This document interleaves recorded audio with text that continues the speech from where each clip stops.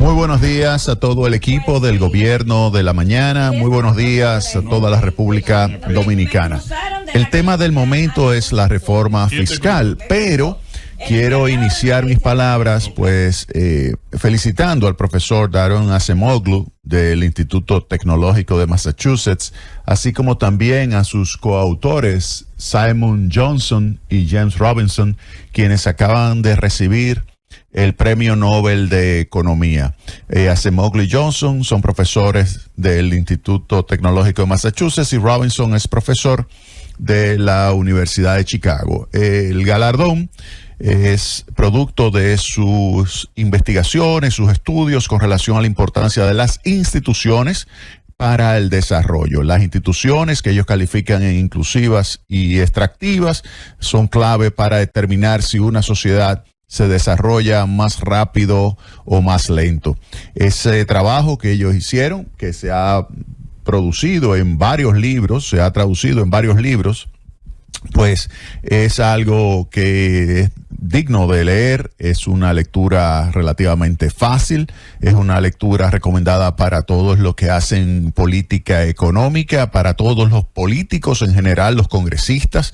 Les recomiendo el libro de Por qué fracasan las naciones, que tiene como contrapartida, obviamente, pues el por qué son exitosas. ¿Por qué son exitosas las naciones? Porque tienen instituciones incluyentes o inclusivas, instituciones que permiten tanto desde el punto de vista económico como político la participación, las libertades, la competencia, y promueven la innovación, promueven el crecimiento económico. Así que felicitaciones al profesor Daron Acemoglu, a Simon Johnson y a James Robinson por ese tremendo galardón. Recuerdo, hace ya más de 15 años, una conversación que tuve con unos amigos del MIT que pues y llegamos a la conclusión de que se proyectaba por la capacidad de trabajo enorme de Daron Acemoglu, se proyectaba que tenía altas posibilidades de recibir el premio Nobel en algún momento, y este año pues lo acaba de recibir. Cierro ese paréntesis y vámonos al tema del momento, la reforma fiscal. El gobierno del presidente Luis Abinader presentó la semana pasada esa propuesta de reforma fiscal que incluye un componente de gasto, incluye un componente tributario. Y el objetivo básico de esa reforma fiscal es mejorar el saldo de las finanzas públicas, que se ha mantenido pues oscilando alrededor de un déficit de 3% del Producto Interno Bruto. En algún momento fue 6% del Producto Interno Bruto. Recuerden aquel terrible desastre en las finanzas públicas en el año 2012 que obligó a una reforma tributaria en ese momento. Y si nos vamos más atrás, recuerden la situación terrible de inflación en el año 1990 con una inflación de un 80%. Recuerden en ese momento el presidente Balaguer con una caída de la actividad económica de un 5%, la reforma que primero fue arancelaria en 1990 vía decreto y luego ya la completó vía la creación del Código Tributario en 1992. Después, a partir de ahí, hemos tenido varias modificaciones dependiendo la situación económica que se está viendo. Pues ahora, después de 2 décadas de tener finanzas públicas con un déficit de alrededor del 3%, hay que agarrar el toro por los cuernos.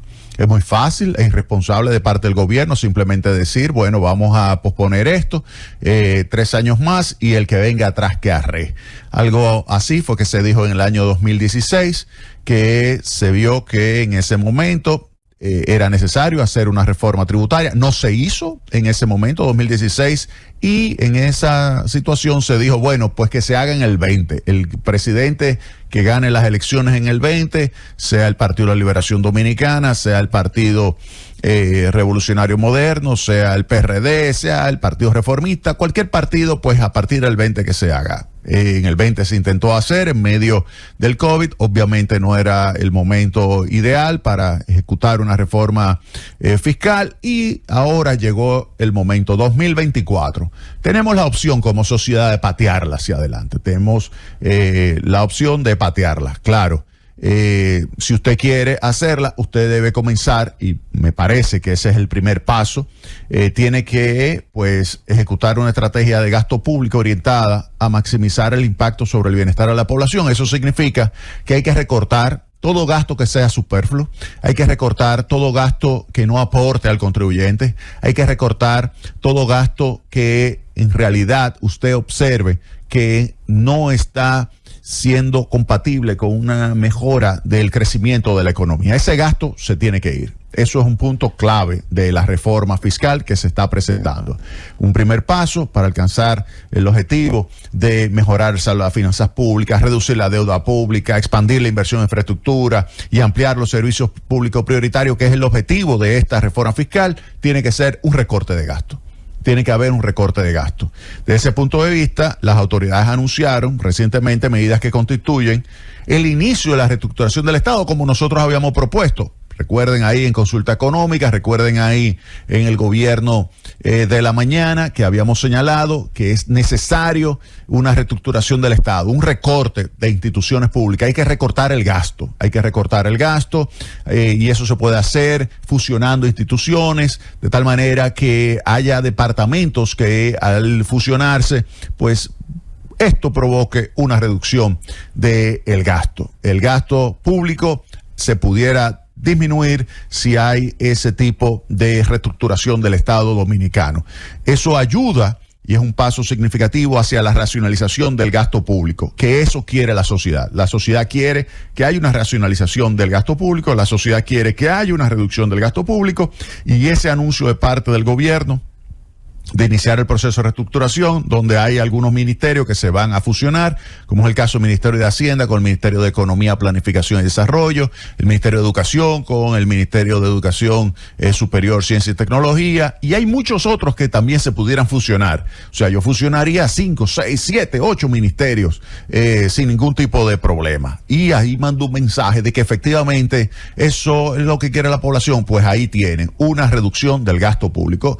Hay otras partidas que se deben reducir también, que la población lo percibe, que es un despilfarro de recursos. Entonces eso es muy fácil de ejecutar, simplemente poner un mecanismo de evaluación. Si usted no cumple con eso, pues ahí se va el gasto. Si usted no cumple con que esta partida está siendo percibida y recibida por los contribuyentes como un aporte a lo que es el bolsillo del contribuyente, o lo que sería lo mismo, una contrapartida a lo que el contribuyente está entregándole al Estado. Si no recibe una contrapartida, pues entonces ahí mismo se va ese gasto.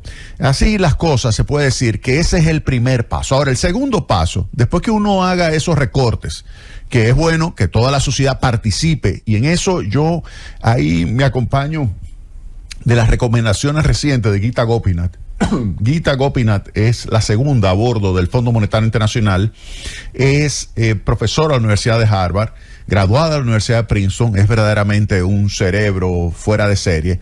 Gita Gopinath dice, mira, aquí en estas reformas hay que involucrar a la sociedad, hacerla partícipe, hacerla propietaria de las reformas. Entonces hay que involucrar. Díganme ustedes, vamos a ver, ¿qué puedo recortar? Entonces vamos a ver, recorto aquí, recorto allá, y después de ese recorte digo, ok, todavía me falta recursos. Recuerden, es un déficit de 3. Ahí yo no estoy incluyendo el déficit cuasi fiscal. Si incluyo el déficit cuasi fiscal, supero los 4.2, 4.3% del Producto Interno Bruto. Hay que enfrentar esa situación. Después que ya con la sociedad veo cuáles gastos se pueden recortar, me voy entonces a la parte de las recaudaciones. Entonces, cuando se van a colocar figuras impositivas, se van a modificar tasas, bases, etcétera, lo primero que usted tiene que hacer es poner un marco teórico. Un marco teórico. Hay muchas personas que yo las oigo hablando. Lo primero que yo le pregunto, bueno, vamos a ver, ¿cuál es tu marco teórico? No es que tú beneficies o perjudiques a un determinado sector económico. No es que tú no quieres pagar impuestos, no. ¿Cuál es tu marco teórico para tú analizar un sistema impositivo? Un sistema impositivo que debe de ser el óptimo. Es decir, que tú puedas analizar de una manera rigurosa lo que es cualquier propuesta de reforma tributaria, cualquier medida que se esté recomendando. Entonces, ¿cuál debe ser eso? Entonces, lo importantísimo es que una estrategia debe de asegurar que el contribuyente con mayores ingresos, el contribuyente con mayor riqueza, el contribuyente más rico pague más impuestos. Eso es lo primero. Eso es lo primero que hay que asegurar. Ahora, sin que eso distorsione las decisiones de ahorro, de inversión, de trabajo e innovación, para que de esa forma cualquier modificación impositiva sea compatible con el crecimiento de la economía. Es decir, que cualquier modificación que haya por el lado del gasto, como por el lado de los tributos, tenga un efecto neto positivo sobre el crecimiento económico. Ese es el... Entonces, en ese marco teórico lo tenemos que tener claro. Entonces vamos a ver medidas que la vamos a ir a incluir, medidas que no sean distorsionantes. Por ejemplo, cuando usted tiene muchas tasas distintas, eso es altamente distorsionante. Cuando usted grava el ahorro, cuando grava las diferentes decisiones de trabajar, eso afecta el mercado laboral, afecta la acumulación de capital, que sería la inversión, afecta por lo tanto el crecimiento. Entonces usted tiene que tratar de tomar medidas que sean equitativas, es decir, que recaigan principalmente sobre los más ricos, pero que no provoquen una caída de la actividad económica, porque si cae la actividad económica, cae la base imponible, si cae la base imponible, no hay recaudaciones. Entonces, hay que tener claro ese marco teórico. Entonces, la propuesta de reforma que se presenta ahora mismo tiene como meta alcanzar 1.5% del Producto Interno Bruto. Eso no es la solución definitiva al problema. 1.5% no es la solución definitiva al problema. Para que tengan una idea, el nivel de evasión que existe en la República Dominicana con el sistema tributario actual, con la base actual, con las tasas actuales, constituye 4 puntos del PIB. Eso es evasión vinculada con el ITEVIS, el impuesto de transferencia de bienes industrializados y servicios, que tiene muchísimos agujeros, el impuesto sobre la renta a personas físicas, que tiene muchísimos agujeros, y el impuesto sobre la renta a personas jurídicas, que tiene muchísimos agujeros. Hay que tapar esos agujeros. Hay que tapar los agujeros para reducir la evasión tributaria. Ese es un punto clave. Aquí hay que tapar. Si tomamos el nivel de eficiencia de otros países y lo aplicamos a las tasas y bases que existen en la República Dominicana, tendríamos 4 puntos adicionales. Esta reforma lo que está buscando es 1.5, con un déficit de 3, solamente del gobierno central. O sea que todavía falta trabajo por hacer. Tiene que mejorar la calidad de la administración tributaria para reducir la evasión y acompañar entonces a este incremento de 1.5 de las recaudaciones. Ahora bien, vamos a ver qué propone el gobierno como reforma. Lo primero es una ampliación de la base del impuesto a la transferencia de bienes industrializados y servicios, que en adelante se va a denominar el IVA. Impuesto al valor añadido o impuesto al valor agregado, depende si usted está utilizando un tipo de castellano que otro. Impuesto al valor añadido o impuesto al valor agregado. Pues bien, que era el nombre que debió haber tenido desde 1983 ese ITEVI, que luego se convirtió en ITEVIS.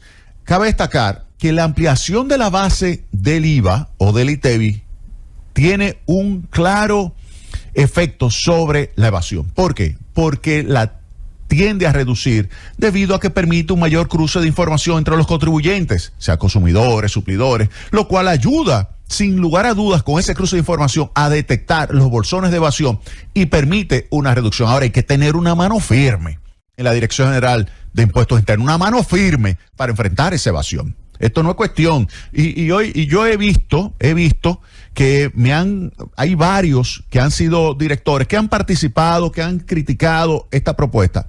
Y la gran pregunta que habría que hacerle es, bueno, ¿qué tú hiciste para reducir la evasión? Porque la evasión es 4 del PIB.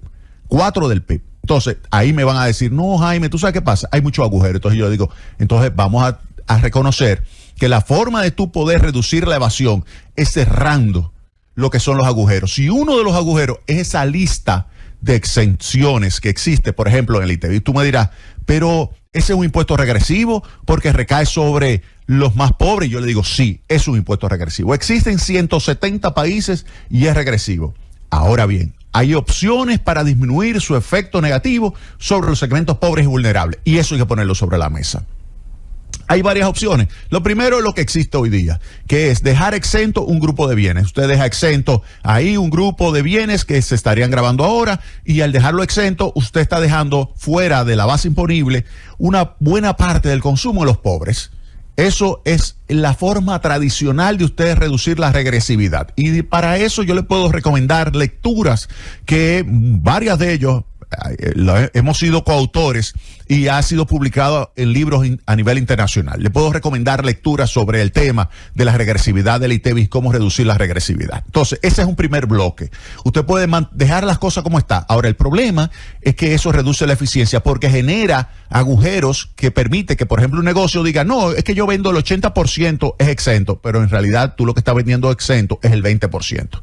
Entonces, ahí hay un mecanismo de evasión del impuesto. Entonces, eso hay que tenerlo en cuenta. El inconveniente de esa lista es que crean agujeros que facilitan la evasión del impuesto, lo cual reduce su eficiencia recaudatoria. Ahora, otra opción es decir, bueno, mira, yo voy a reducir esa lista, como lo que se estaría proponiendo ahora, reduzco la lista y hago una transferencia monetaria a través de una tarjeta o de una cartera digital o a la cuenta a favor de los beneficiarios que necesiten ser compensados, que son los más pobres y grupos vulnerables. A eso yo le voy a devolver una cantidad de recursos que le permita mantener su nivel de bienestar que tenían antes de la reforma. Es decir, que si ahora ellos van a pagar sobre el consumo de los bienes que ahora estarían grabados, van a pagar, por ejemplo, 300 pesos más, 350 pesos más, 400 pesos más, yo se lo devuelvo. Se lo devuelvo a esos grupos, Una tercera opción es todavía más sofisticada. Es una tercera opción más sofisticada que consiste en la puesta en marcha de lo que se conoce como el IVA progresivo. El IVA progresivo que grava toda la base de consumo, es decir, no hay nada exento, pero incluye un subsidio a las familias menores ingresos y utiliza una herramienta digital para transferir la compensación en tiempo real. No es cuestión de que tú esperes un mes, no, ahí mismo, en la medida en que tú estás comprando y algo tiene ITEVIS y tú eres pobre o grupo vulnerable, se te devuelve inmediatamente. Cuando yo hablo de pobre, grupo vulnerable, el gobierno está proponiendo devolverle a 1.6 millones de hogares. Eso es alrededor del 60% de la población.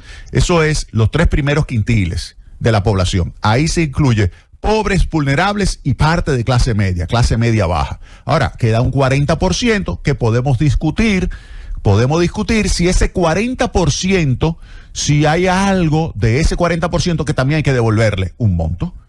Eso es algo que se puede discutir. Ahora, lo importante es que se le devuelva lo antes posible, y ahí mismo comprando, y se le dé la compensación en tiempo real al momento que realiza la compra. ¿Esto qué permitiría? Que cuando se lleve a cabo el pago de bienes que previamente estaban exentos, el contribuyente presente ahí su cédula de identificación y reciba una transferencia a su cuenta, tarjeta o cartera digital, de manera tal que es un reembolso del monto pagado por el IVA. Claro, para evitar un abuso se le dice, bueno, ¿cuánto consumía esa persona de ese producto antes de la reforma? Consumía para generar un nuevo impuesto que puede ser 200 pesos, pues yo te voy a poner ese límite. Este va a ser 500 pesos, pues te voy a poner ese límite. Porque para evitar el abuso de ese sistema de compensación. Ahora, el Ministerio de Hacienda, ¿qué ha promovido? ¿Qué ha estado proponiendo? Bueno, lo que propone es la combinación de las dos primeras opciones, que sería reducir la regresividad y proteger a los contribuyentes de menores ingresos a través de una ampliación de la base, dejando fuera grupos esenciales como el arroz, el plátano, el yuca, la carne de pollo, los huevos, pan y leche. Yo incluiría ahí las habichuelas simplemente para tener amarrada la bandera dominicana completa, y no se van a gravar obviamente los medicamentos, insumos agropecuarios, servicio de educación, salud, electricidad. Yo dejara, si hay que dejar algún otro, se pudiera dejar. Pero para amortiguar el efecto, entonces se está pensando aumentar en 21% el monto de la transferencia directa y para el sector público aumentar el salario mínimo. Ahora, ese es un tema que se tiene que discutir. Sabemos que hay muchos que se están rasgando la vestidura. Óigame bien, la pregunta es, a esos que se están rasgando las vestiduras, ¿qué ellos hubiesen hecho si después de recortar gasto tienen que hacer una reforma que le permita reducir la evasión, mejorando la eficiencia en el proceso recaudatorio? Y ahí tienen que cerrar el agujero que implica tener esa lista enorme de bienes exentos del IVA. Vámonos ahora con el tema de la equidad. Miren, el sistema tributario tiene que ser justo. Un sistema tributario, eso significa que tiene que promoverse y mantener la equidad vertical y horizontal. El impuesto, por ejemplo, ahora se está discutiendo el tema de propiedad inmobiliaria. Ese es el impuesto que es el progresivo por excelencia, el impuesto a la propiedad inmobiliaria. Es un impuesto que es progresivo porque lo pagan más los más ricos. Ahora, ¿qué sucede? La propuesta del gobierno baja de 10 millones el límite exento a 5 millones de pesos. ¿Qué sucede? 5 millones es un precio, ellos dicen, mira, ese es el precio de una vivienda popular, ese es un precio de una vivienda económica. Eso significa que el mensaje que están dando es que todo el mundo va a pagar por encima de ese monto. El que tenga una vivienda de 10 que antes no pagaba va a tener un aumento en términos efectivos de 0.5 puntos porcentuales de tasa, porque el 1% de tasa, cuando yo lo aplico al límite exento de 5 y tengo 10 millones de valor, en realidad la tasa efectiva es 0.5. Ahora, ¿cuánto le aumentaría a una persona que tiene 25 millones de propiedad? ¿Cuánto le aumentaría en términos relativos la tasa efectiva? Le aumentaría solamente en 0.2. Es decir, que menores ingresos pagarían una tasa ahora de 0.5, mientras que el otro, una tasa mayor, pero el incremento sería de 0.2 solamente. Entonces, 0.5 de incremento versus 0.2, obviamente que ahí hay un efecto que usted lo podría reducir. ¿Cómo se pudiera reducir ese efecto? Quizás no reducir tanto el límite exento de 10 a 5, quizás no reducirlo tanto, incluso pensar en reducir la tasa del 1 al 0.5, por ejemplo, y además concentrarse en la actualización del valor en las grandes viviendas, las viviendas de los que más tienen, los más ricos. Ahí hay que concentrarse en hacer ese ajuste.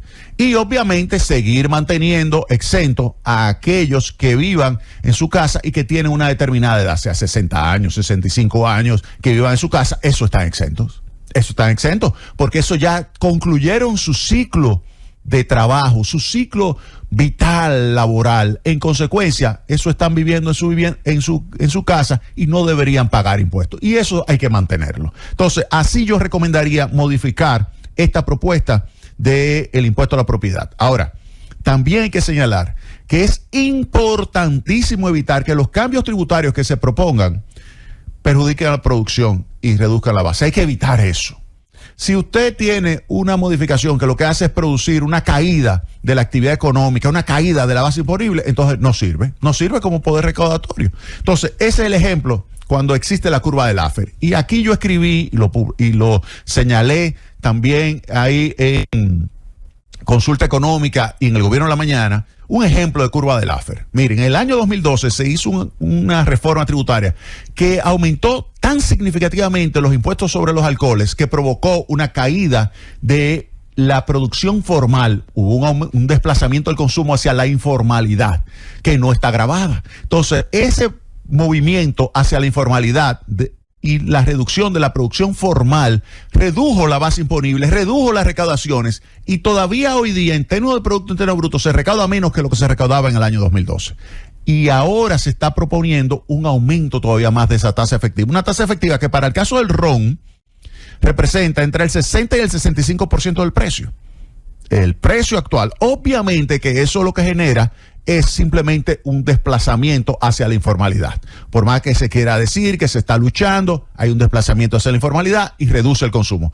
Ese es un ejemplo de curva de Laffer. Eso hay que evitarlo. Eso, y por último, hay que también tomar muy en cuenta el aumento excesivo de la tasa que grava los ingresos por intereses, que puede pasar desde un 10% que en la actualidad a un 27%, porque pasaría de ser un pago definitivo del 10% a un pago a cuenta. Y si usted es una persona física que tiene ingresos que cae en el tramo del 25, que ahora va a ser 27, si tiene un ingreso mensual por encima de los 200,000 pesos, si cae ahí, la tasa marginal que le va a aplicar a esos intereses será 27%. Óigame bien, eso atenta contra el crecimiento y la estabilidad macroeconómica. Eso, en primer lugar, generaría un aumento del déficit cuasi fiscal del Banco Central, porque ese Banco Central, poder colocar sus títulos y poder competir con los títulos que no pagan impuestos emitidos por Hacienda, tendría que subir su tasa de interés. Y subir su tasa de interés significa aumentar su déficit cuasi fiscal. Y eso pudiera generar una situación, además, que implique ese aumento de lo que son los impuestos que se aplicarían sobre los ingresos por intereses, pudiera generar una fuga de capitales o una dolarización. Y esa fuga de capitales y esa dolarización generaría entonces inestabilidad macroeconómica, generaría, por otra parte, un aumento del cuasi fiscal, generaría una situación que pudiera repercutir negativamente sobre el bienestar de los dominicanos, y eso hay que evitarlo. Por eso, frente a un escenario como ese, que perjudicaría a todos los agentes económicos, sean chiquitos, grandes, medianos, óigame bien, es crucial eliminar esa propuesta de la reforma fiscal. ¡Llévatelo, Cundo!